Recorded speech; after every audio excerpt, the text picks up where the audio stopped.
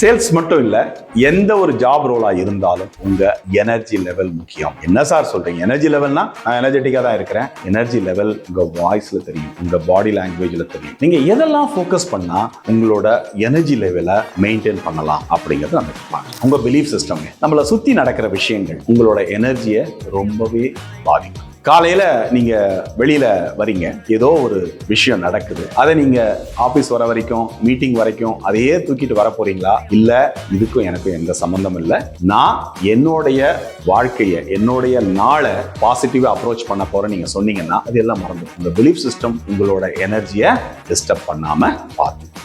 அடுத்தது உங்க பாடி. உங்க பாடி ரொம்ப முக்கியங்க.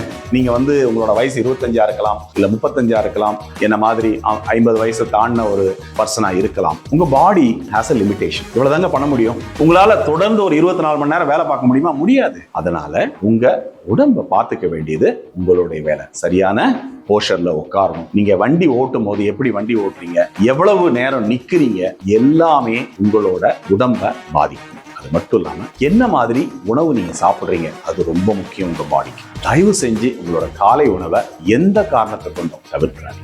மூணாவது மைண்ட். நீங்க இந்த விஷயத்தை கேள்விப்பட்டிருப்பீங்க. நிறைய பேர் சொல்லுவாங்க, நீ ஃப்ரீ ஆகட்டோம்னா மனசு குரங்கு மாதிரி தாவிக்கிட்டு எங்கேயாவது இருக்கும் அப்படின்னா. இது எப்படிங்க கண்ட்ரோல் பண்றது? 2 விதமா பண்ணுங்க. ஒண்ணு, நீங்க என்ன யோசிக்கிறீங்க. அப்ப உங்களுக்கு யோசிக்கிறதுக்கு ஏதாவது ஒரு விஷயம் வேணும். நீங்க மொபைல பாக்குறீங்களா, இல்ல உங்க கோலை நோக்கி யோசிக்கிறீங்களா, இல்ல ஒரு புத்தகம் வாசிக்கிறீங்களா, இதை பொறுத்து தான் உங்களோட மைண்ட் கண்ட்ரோல் ஆகுங்க.